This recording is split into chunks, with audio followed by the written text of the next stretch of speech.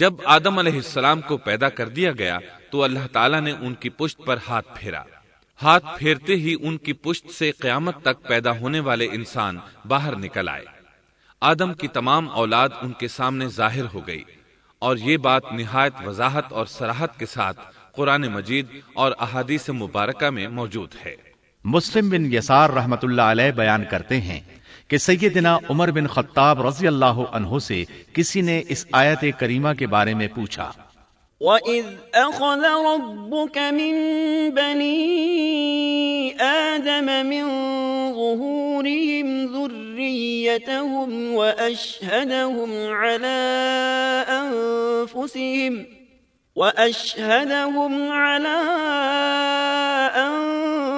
أَنفُسِهِمْ أَلَسْتُ بِرَبِّكُمْ قَالُوا بَلَىٰ شَهِدْنَا أَن تَقُولُوا يَوْمَ الْقِيَامَةِ إِنَّا كُنَّا عَنْ هَٰذَا غَافِلِينَ۔ اور جب آپ کے رب نے اولاد آدم کی پشت سے ان کی اولاد کو نکالا اور ان سے انہی کے بارے میں اقرار لیا کہ کیا میں تمہارا رب نہیں، سب نے جواب دیا ہاں کیوں نہیں، ہم سب گواہ بنتے ہیں، تاکہ تم لوگ قیامت کے روز یوں نہ کہو ہم تو اس سے محض بے خبر تھے۔ او تقولوا انما اشرك آباؤنا من قبل وكنا ذرية من بعدهم افتهلكنا بما فعل المبطلون۔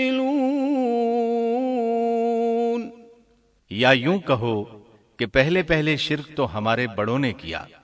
اور ہم ان کے بعد ان کی نسل میں ہوئے، لہذا کیا تو ان غلط راہ والوں کے فعل پر ہمیں ہلاکت میں ڈالے گا؟ سیدنا عمر رضی اللہ عنہ نے اس شخص کے سوال کے جواب میں فرمایا، میں نے سنا ہے کہ رسول اللہ صلی اللہ علیہ وسلم فرما رہے تھے، ان اللہ خلق آدم ثم مسح ظہرہ بیمینہ فاستخرج منہ ذریة فقال خلقت هؤلاء للجنة وبعمل أهل الجنة يعملون، ثم مسح ظهره فاستخرج منه ذرية فقال خلقت هؤلاء للنار وبعمل أهل النار يعملون، فقال الرجل ففيما العمل يا رسول الله؟ فقال رسول الله صلى الله عليه وسلم إن الله إذا خلق العبد للجنة استعمله بعمل أهل الجنة حتى يموت على عمل من أعمال أهل الجنة فيدخله الله الجنة، وإذا خلق العبد للنار استعمله بعمل أهل النار حتى يموت على عمل من أعمال أهل النار فيدخله الله النار۔ اللہ نے آدم علیہ السلام کو پیدا کیا، پھر اپنے دائیں ہاتھ کو اس کی پشت پر پھیرا اور اس سے نسل انسانی کو باہر نکالا اور ان کی طرف اشارہ کر کے فرمایا، میں نے انہیں جنت کے لیے پیدا کیا ہے اور یہ جنت والوں کے اعمال کریں گے۔ پھر اپنے ہاتھ کو دوبارہ آدم علیہ السلام کی پشت پر پھیرا اور اس سے نسل انسانی کو باہر نکالا اور ان کی طرف اشارہ کر کے فرمایا، میں نے انہیں آگ کے لیے پیدا کیا ہے اور یہ آگ والوں کے اعمال کریں گے۔ اس پر ایک شخص نے نبی اکرم صلی اللہ علیہ وسلم سے سوال کیا، اے اللہ کے رسول صلی اللہ علیہ وسلم، تو پھر ہمارے اعمال کس حساب میں شمار ہوں گے؟ آپ نے جواب میں فرمایا، اللہ تعالیٰ جب کسی بندے کو جنت کے لیے پیدا کرتا ہے تو اس سے جنت والوں کے کام کرواتا ہے، حتیٰ کہ جنت والے اعمال میں سے ہی کسی عمل پر اس کا موت سے سامنا ہوتا ہے، اس وجہ سے اللہ اسے جنت میں داخل کرتا ہے، اور جب اللہ کسی بندے کو آگ کے لیے پیدا کرتا ہے تو اسے آگ والے اعمال پر لگا دیتا ہے، یہاں تک کہ وہ آگ والے اعمال میں سے کسی عمل پر مرتا ہے، اس کی وجہ سے اللہ اسے آگ میں داخل کر دیتا ہے۔ ہر شخص کے لیے اس کام میں آسانی پیدا کر دی جاتی ہے جس کے لیے وہ پیدا کیا گیا ہے۔ لیکن یہ بات ذہن میں ہر وقت موجود رہنی چاہیے کہ اللہ نے انسان کو اختیار دے رکھا ہے کہ وہ اپنی عقل اور فکر کی روشنی میں اللہ کے احکامات پر عمل پیرا ہو کر خود کو جنتی بنا لے، یا عقل کا درست استعمال نہ کرتے ہوئے شیطان کا پٹا گلے میں ڈال لے اور جہنم میں جگہ بنا لے۔ یہ تو اللہ نے انسان کو اختیار دے رکھا ہے، اس کی مرضی کہ جنت والے اعمال کرے یا جہنم والے۔ ہر انسان میں دونوں طرف جانے کی طاقت اور صلاحیت موجود ہے۔ اللہ نے انسان کو مجبور نہیں بنایا، البتہ ہر انسان کو جو بھی رویہ اختیار کرنا تھا اللہ کو اس کا علم تھا، اور اس کا علم برحق ہے، قطعی ہے، اس میں کوئی غلطی نہیں ہو سکتی، اس لیے اس نے اپنے علم کے مطابق تقدیر لکھ دی۔ اب ہم جو کچھ کرتے ہیں تقدیر سے مجبور ہو کر نہیں کرتے، بلکہ اپنے اختیار سے کرتے ہیں، اور چونکہ تقدیر بھی اللہ کے حکم سے لکھی گئی اس لیے اس میں بھی کوئی خطا واقع نہیں ہوتی۔ لہذا تقدیر کا یہ مطلب نہیں کہ انسان تقدیر کی بنا پر ہدایت ماننے یا نہ ماننے پر مجبور ہے، ایسی بات قطعاً نہیں۔ اور درست بات یہ ہے کہ تقدیر کا مسئلہ بہت زیادہ پیچیدہ ہے اور مشکل ترین مسائل میں سے ہے، یہاں اس کی تفصیل کا موقع نہیں۔ جب اللہ نے آدم علیہ السلام کو پیدا کر لیا اور اس میں اپنی روح پھونک دی تو فرشتوں کو حکم دیا کہ آدم کو سجدہ کریں۔ ابلیس ایک بہت نیک اور بزرگ جن تھا، اس نے کبھی اللہ کی نافرمانی نہیں کی تھی، اسی بنا پر وہ بلند مرتبہ پا کر فرشتوں میں شامل ہو چکا تھا، لیکن فرشتوں کی جنس سے قطعاً نہیں تھا۔ اللہ نے اسے اطاعت اور فرما برداری کا صلہ دیا تھا، اس کی عزت اور اکرام کرتے ہوئے آسمان میں بسایا تھا۔ لمحہ بھر کے لیے بھی اس نے اللہ کی نافرمانی نہیں کی تھی، اور پھر اللہ نے آدم کو سجدہ کرنے کا حکم دیا، اور اس حکم کے مخاطب فرشتے اور ابلیس تھے۔ صرف فرشتوں کے لیے یہ حکم نہیں تھا بلکہ ابلیس بھی اس حکم میں شامل تھا، کیونکہ اللہ تعالیٰ فرماتے ہیں وَلَقَدْ خَلَقْنَاكُمْ ثُمَّ صَوَّرْنَاكُمْ ثُمَّ قُلْنَا لِلْمَلَائِكَةِ اسْجُدُوا لِآدَمَ فَسَجَدُوا إِلَّا إِبْلِيسَ لَمْ يَكُنْ مِنَ السَّاجِدِينَ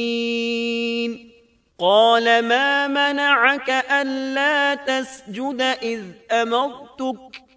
اور یقیناً ہم نے تمہیں پیدا کیا، پھر ہم ہی نے تمہاری صورت بنائی، پھر ہم نے فرشتوں سے کہا کہ آدم کو سجدہ کرو، تو سوائے ابلیس کے سبھی نے سجدہ کیا، وہ سجدہ کرنے والوں میں شامل نہ ہوا۔ اللہ تعالیٰ نے فرمایا، تجھے کس چیز نے سجدے سے روک دیا جبکہ میرا حکم تیرے لیے بھی تھا؟ تو اس سے ثابت ہوا اس حکم میں فرشتوں کے ساتھ ابلیس بھی شامل تھا، کیونکہ قرآن میں اذ امرتک کے الفاظ ہیں۔ اس کا مطلب ہے کہ میں نے تجھے حکم دیا تھا، اور پھر ابلیس نے جواب میں یہ نہیں کہا کہ تو نے تو مجھے حکم ہی نہیں دیا تھا،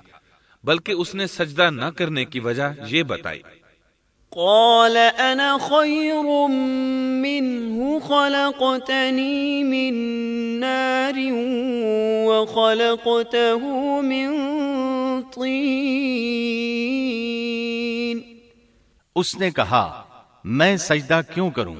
میں اس سے بہتر ہوں، اس لیے کہ تو نے مجھے آگ سے پیدا کیا اور اسے مٹی سے۔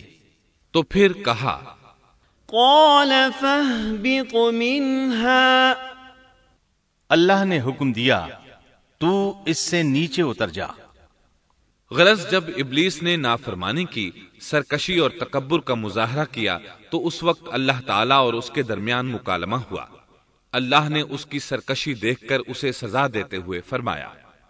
قال فاهبط منها فما يكون لك أن تتكبر فيها فاخرج إنك من الصاغرين قال أنظرني إلى يوم يبعثون قال إنك من المنظرين المنظرين قال فبما أغويتني لأقعدن لهم صراطك المستقيم ثم لآتينهم من بين أيديهم ومن خلفهم وعن أيمانهم وعن شمائلهم ولا تجد أكثرهم شاكرين۔ اس جنت سے اتر جا، تجھے کوئی حق حاصل نہیں کہ تو اس جنت میں رہ کر تکبر کرے۔ ابلیس نے جواب میں کہا، مجھے قیامت کے دن تک مہلت دے دیجئے، یعنی اتنی لمبی عمر دے دیجئے کہ میں قیامت تک زندہ رہوں، موت نہ آئے۔ اللہ نے فرمایا، تجھے مہلت دے دی گئی، لیکن ایک وقت مقررہ تک۔ اور جب شیطان اس طرف سے مطمئن ہو گیا کہ اسے مہلت مل گئی، تب اس نے کہا، چونکہ تو نے مجھے گمراہ کر دیا ہے، اس وجہ سے میں قسم کھاتا ہوں کہ میں انسانوں کی گمراہی کے لیے تیرے سیدھے راستے پر بیٹھ جاؤں گا، پھر ان کے آگے سے، ان کے پیچھے سے، ان کے دائیں سے، ان کے بائیں سے، ان کے پاس آؤں گا، اور آپ ان میں سے اکثر لوگوں کو شکر گزار نہیں پائیں گے۔ اللہ تعالیٰ نے شیطان کا رد کرتے ہوئے فرمایا، یہاں سے ذلیل و خوار ہو کر نکل جا۔ ان میں سے جو شخص بھی تیرا حکم مانے گا، میں ایسے تمام گمراہوں سے جہنم کو بھر دوں گا۔ جو انسان بھی تیرا پیروکار بنے گا، وہ جہنم کا مستحق اور حقدار ٹھہرے گا۔ قرآن مجید میں دوسرے مقامات پر بھی اس گفتگو کو نئے پیرائے میں دہرایا گیا ہے۔ مثلا اللہ نے فرمایا، وَلَقَدْ خَلَقْنَا الْإِنسَانَ مِنْ صَلْصَالٍ مِنْ حَمَإٍ مَسْنُونٍ وَالْجَانَّ خَلَقْنَاهُ مِنْ قَبْلُ مِنْ نَارِ السَّمُومِ وَإِذْ قَالَ رَبُّكَ لِلْمَلَائِكَةِ إِنِّي خَالِقٌ بَشَرًا مِّن صَلْصَالٍ مِّنْ حَمَإٍ مَّسْنُونٍ فَإِذَا سَوَّيْتُهُ وَنَفَخْتُ فِيهِ مِنْ رُوحِي فَقَعُوا لَهُ سَاجِدِينَ فسجد الملائكة كلهم أجمعون إلا إبليس أبى أن يكون مع الساجدين قال يا إبليس ما لك ألا تكون مع الساجدين قال لم أكن لأسجد لبشر خلقته من صلصال من حمأ مسنون قال فاخرج منها فإنك رجيم وَإِنَّ عَلَيْكَ اللَّعْنَةَ إِلَى يَوْمِ الدِّينِ۔ یقیناً ہم نے انسان کو کھنکھناتی مٹی سے پیدا فرمایا ہے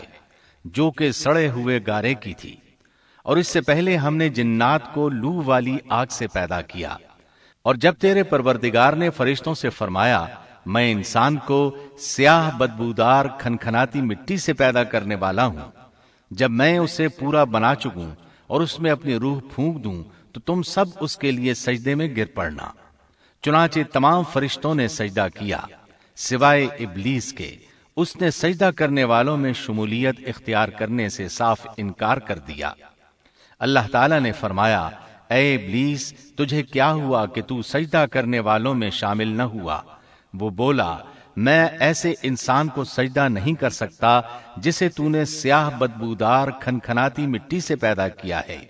اللہ تعالیٰ نے فرمایا اب تو بہشت سے نکل جا کیونکہ تو مردود ہے اور تجھ پر قیامت کے دن تک میری پھٹکار ہے۔ قال رب فأنظرنی